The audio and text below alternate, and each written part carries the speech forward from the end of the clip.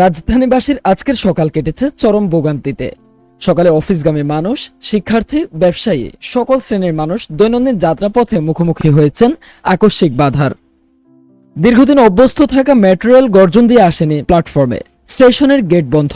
উত্তরা মতিঝিল রুটে দীর্ঘ 23 ঘন্টা বন্ধ ছিল ট্রেন চলাচল। বিকল্প হিসেবে বেছে নেন বাস, মোটরসাইকেল কিংবা সিএনজি। কিন্তু হঠাৎই মেট্রো বন্ধ হওয়ায় মানুষের চাপ বেড়ে যায় যানজট।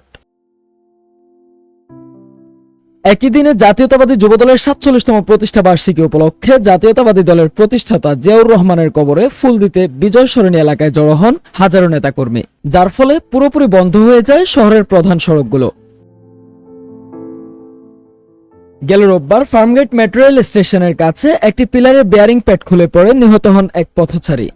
দুর্ঘটনাকে কেন্দ্র করে উত্তরা মতিঝিল রুটে দীর্ঘ 23 ঘন্টা বন্ধ ছিল ট্রেন চলাচল। সর্বশেষ সোমবার মেরামতের কাজ শেষে বেলা 11টার পর থেকে উত্তরা মতিঝিল পুরো অংশে ট্রেন চলাচল স্বাভাবিক হয়।